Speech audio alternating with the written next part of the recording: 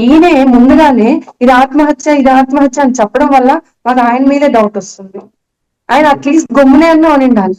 Minimum common sense తో దేవుడు ఉన్నాడు, ప్రభుత్వం ఉంది, మేము చూసుకుంటాము, ఆయన ఎవరు ఇలా అయింది, ఇది హత్యనో ఆత్మహత్యనో తెలియదని ఒక స్టేట్మెంట్ ఆయన వయసుకి ఇచ్చినట్టయితే మాకు పెద్దగా అనుమానాలు వచ్చేవి కాదు. ముందుగానే ఇది ఆత్మహత్య, నా పేరు చెప్పమన్నారు అంటే ఆయన పేరు వస్తుందని ఆయనకి సార్ వాళ్ళకున్న నెట్వర్క్ నేను ఇంతకు ముందు కూడా చెప్పాను.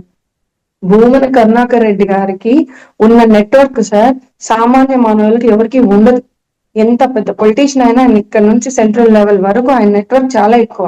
ఆయన అన్నాడు సార్, నా అనుచరులు 2,000 మంది ఉన్నారు టీటీడీలో అని ఆయన ముందుగానే చెప్పాడు. ఆయన ముందుగానే అన్ని బయట పెట్టి చెప్తున్నాడు. బట్ చూడాలి సార్, ప్రభుత్వం అయితే గమ్మునే ఉండదు. ఇందులో దోషులు ఎవరు, నిర్దోషులు అన్ని కంపల్సరీ బయట పెడుతుంది. ఇంకా స్పీడప్ అవుతుంది సార్. కానీ సతీష్ కుమార్ గారికి జరిగిన అన్యాయం ఏ కుటుంబానికి జరగకూడదు సార్. తప్పు చేస్తారు సార్, తప్పు చేయకుండా ఉన్నారు సార్, దానికి తగ్గ శిక్ష తీసుకోవాలి, దానికి తగ్గ పనిష్మెంట్స్ తీసుకోవాలి, పశ్చాత్తాపడాలి. జీవితం ఇదే, ఎవరు కరెక్ట్ గా ఉండరు. బట్ ఇదే సార్, చంపేయడం ఏంటి మనుషుల్ని సార్. మనం వివేకానంద రెడ్డి గారి దాంట్లో అంతే, ఎంతమందిని చెప్పారు sir. Kasumuru Srinivas Reddy, Gangireddy, Kuwait Gangadhar, watchman Ranga, driver Narappa, మళ్ళీ వైఎస్ అభిషేక్ రెడ్డి, ఆయన చిన్న ఆయన సార్, మంచి చదువుకున్న ఆయన, సొంత బాబాయ్ కేసులోని ఇంతమంది చనిపోయారు కీలక వ్యక్తులు. అప్పుడు అంతే సార్. పరిటాల రవి కేసులో అంతే. మొద్దు సీను కావచ్చు, డాక్టర్ సాంబశివరావు, అజీజ్ రెడ్డి, వీళ్ళందరూ ఇంకా చాలా మంది ఉన్నారు సార్. ఇది జస్ట్ మనకి సెన్సేషన్ అయిన కేసెస్.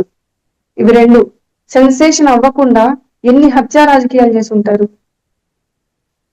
ఇక్కడ ఒకసారి అన్ని అనిత గారు, ఏదైతే ఏవిఎస్ఓ సతీష్ కుమార్ గారికి సంబంధించిన మృతి ఏదైతే ఉందో, ఏదైతే దాన్ని హత్య అని అంటున్నారో, దీని గురించి తిరుపతి ప్రజలు ఏమనుకుంటున్నారు సార్? తిరుపతి ప్రజలకి ఫుల్ క్లారిటీ ఉంది సార్. ప్రతి ఒక్కరికి ఇది హత్యనే, ఇది చేయించారు, ఇది చేయకపోతే కీలక ఆధారం అనేది దొరుకుతుంది, దొరికినప్పుడు లోపలేస్తారు, తగిన పనిష్మెంట్ జరుగుతుంది.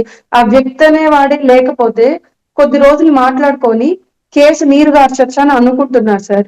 బట్ ఇది ఇక్కడతో అవ్వదు సార్. రవికుమార్ గారు ఉన్నారు, ఇంకా మా బోర్డు మెంబర్ గారు ఉన్నారు, విజువల్స్ ఉన్నాయి, వాన్ ప్రకాష్ రెడ్డి గారు ఉన్నారు, హై లెవెల్ బీజేపీ ఇన్వాల్వ్ అయ్యింది సార్. ప్రతి ఒక్కరూ దీనిలో కీలకంగా తీసుకొని ఖచ్చితంగా సతీష్ కుమార్ గారి కుటుంబానికి కావచ్చు, మన టీటీడీలో జరుగుతున్న అన్యాయాల మీద ఖచ్చితంగా ఉక్కుపాదం అయితే ఇంకా స్పీడప్ అయ్యి ఖచ్చితంగా చేస్తారు సార్.